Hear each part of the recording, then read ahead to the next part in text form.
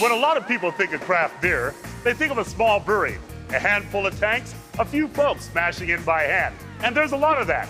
And then there's this. A lot of folks, when they're talking about craft beer, they generally don't think it's something this large. It gets to a point where, as you grow, you can't physically get from here to over there in the brew house to physically, throw that lever. So you have to use solenoids, which doesn't change the fact that the lever was thrown, right? Right. Does it change the beer or what we intend the beer to be? Of course not. It's not the equipment, it's the brewer. Was it hard to upscale from the 30 barrels to this 120 barrel here? It actually happened pretty quickly. If anything, I think the benefit of this system is our beers are maybe just a little bit cleaner. The computer-operated system here? Yeah, only does what we tell it to do. Only does what you tell it to do, yes. This adds the hops to the kettle without us having to open the doors, get splashed with hot. Right down the sides. They're programmed to put the hops in at precisely the right minute and with the right amount. Whoa, there it goes. Look at that. Yeah, like magic. Oh, yeah, baby. So you get a completely homogeneous hop slurry. It's not pocketing anywhere. Everything's even.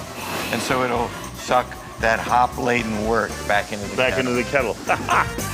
I like the way you set this up so that tour groups could come through here. Yeah, I mean, there's like non-interference here. There's nothing they could do to mess up the beer. That's true. The vessels are all locked. It's safe. They can still see through and see what's going on. Sort of meant to be a showpiece and a workhorse. This is just really the top of the vessel. Yeah. And it goes way down there. It's just wonderful to see the technology, how it's developed from stone kettles to this beautiful machine with the stainless steel kettles and the automation and the fact that it makes damn good beer. Michael, let me show you the lab. All right. This is the spot in the brewery that I'm most proud of. We want to send out the most perfect beer that we can. We got a really cool piece of equipment that we have here. It's called a salometer. Just a handful of craft brewers have it, and it's really enabled us to make our beer a lot better. We're able to measure how enzymatically active our yeast cells are, in addition to how many of them are alive versus how many of them are dead. And how many are mutated? Mutated yeast cells could give you all flavors. And can we see what's going on with this? Absolutely. I'm using some propydium iodide, which is a fluorescent dye for viability, and I'm mixing it with a diluted sample of the White Rascal. Quick mix inside an Eppendorf tube, and then I load it into our slide. Let's take it to the salometer. Alrighty. Where it's going to take 4 different pictures of the slide. It's now counting all of the cells. The F1 count is the viability, and the F2 count is the vitality count. We'll be able to make the decision as to whether or not this yeast is worthy of being pitched into a new fermenter. Okay. So now we've got our results. Okay, are these good? These bad? What? These are great. These are great numbers. This machine changed the way that we made beer, and it also changed the way our beer tastes.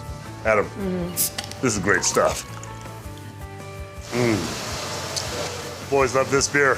This is as close to perfection as you can get because this tastes just like the one there.